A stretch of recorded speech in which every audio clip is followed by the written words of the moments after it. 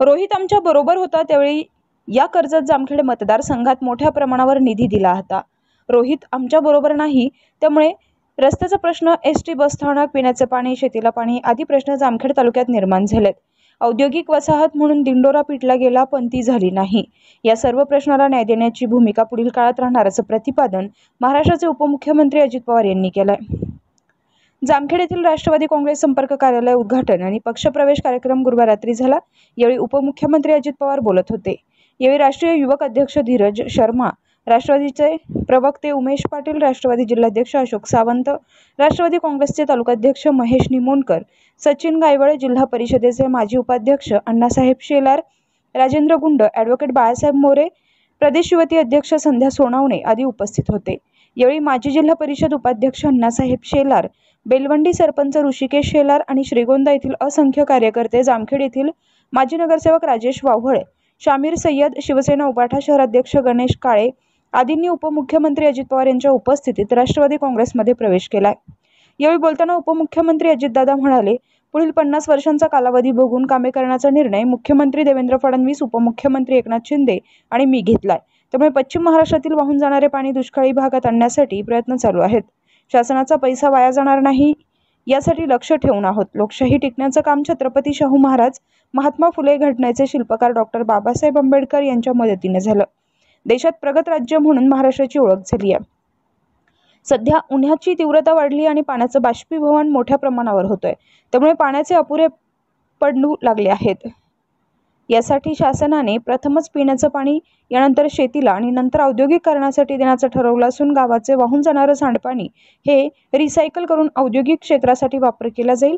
यापूर्वी वीज, कोळसा आणि पाण्यापासून होत होती, आता ती 7 प्रकारे तयार केली जाते। प्रतिनिधी नासिर पठाणसह पत्रकार अशोक निमोणकर, जामखेड। आणि त्याच्यामुळं आपल्याकडे जगामध्ये इतर देशांचं काय झालंय आपण बघतो, परंतु खऱ्या अर्थाने लोकशाही टिकण्याचं काम हे आपल्या भारतामध्ये झालेलं आहे। आपल्या शिवशाहू फुले आंबेडकरांच्या महाराष्ट्रामध्ये झालेलं आहे आणि आपल्याला त्याच विचाराने पुढे जायचं आहे। स्वर्गीय यशवंतराव चव्हाण साहेब, उद्याच्या 1 मेला तुमच्या माझ्या महाराष्ट्राची निर्मिती होऊन 65 वर्ष पूर्ण होत आहे। 65 वर्षात या महाराष्ट्राने अनेक मुख्यमंत्री फार यशवंतराव चव्हाण साहेबांच्या पासून थेट आता देवेंद्र फडणवीसांच्या पर्यंत घरामध्ये करोनाचा पेशंट निघायचा, त्याच्या घरापासून 10 पावलं लांबनं लोक जायची, त्यांच्या घरातल्या लोकांशी बोलत नव्हते, तिथे जात नव्हते, एवढं जग घाबरून गेलेलं होतं। परंतु त्याच्यावर वॅक्सिन हे सिरम इन्स्टिट्यूटने काढलं। आज अनेक प्रकारची वॅक्सिन तुम्हाला यादीच्या यादी देता येईल, पण तिथं नोकर भरती करताना तिथला कॉल जर आला नाही तर मी कसं त्याला सांगणार आहे। त्यांनी मला सांगितलं, अजित पवार, आमचा कॉल आला तर तुम्ही चिठ्ठी किंवा कोणाला पाठवत जा। जर माझ्याकडे आता भरतीच करायची नाही आणि लोक आले की त्या ठिकाणी आम्हाला कामाला लावा, मी कसं कामाला लावीन? शेवटी त्यांचाही करोडो रुपयाचा उलाढाल असते। सावित्रीबाई फुले, राजमाता जिजाऊ, क्रांती ज्योती सावित्रीबाई फुले, रमाई माता, या सगळ्यांचं आठवण राहिली पाहिजे, त्यांचा इतिहास काढला पाहिजे। त्यांनी कशा बांधल्या गेल्या, त्यांनी पाण्याची सोय कशी केली, मंदिरं कशी उभी केली, या पद्धतीनं ह्या सगळ्या गोष्टी आपण करण्याचा प्रयत्न करतोय। आणि म्हणून मित्रांनो, आज हा पक्षप्रवेशाच्या कार्यक्रमाच्या निमित्तानं मी पुण्यश्लोक अहिल्यादेवी होळकर यांच्या पदस्पर्शाने पावन झालेल्या या जिल्ह्यात आल्याचा मला विशेष आनंद आहे।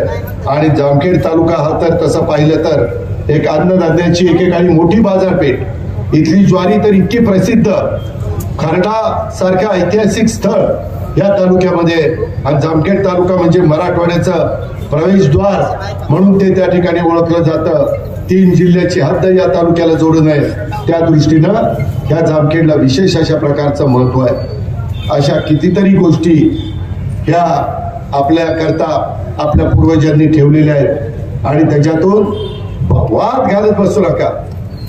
वाद घालून कुणाचं भलं झालं नाही, भांडून कुणाचं भलं झालं नाही। तुम्ही योग्य रस्त्याने कोण चाललं जनतेने त्याचा विचार करा, योग्य विचार कोण मानतंय। मी कधी भाषणात ज्या वेळेस आता 6व्यांदा उपमुख्यमंत्री झालो, मी कुणावरही टीका करत नाही. काय टीका करून करायचं? जनतेने आपल्याला 5 वर्षाकरता 238 आमदार आहेत आपल्याला. कधी महाराष्ट्राच्या इतिहासात एवढे महायुतीचे आमदार निवडून आले. जनतेने जनतेचं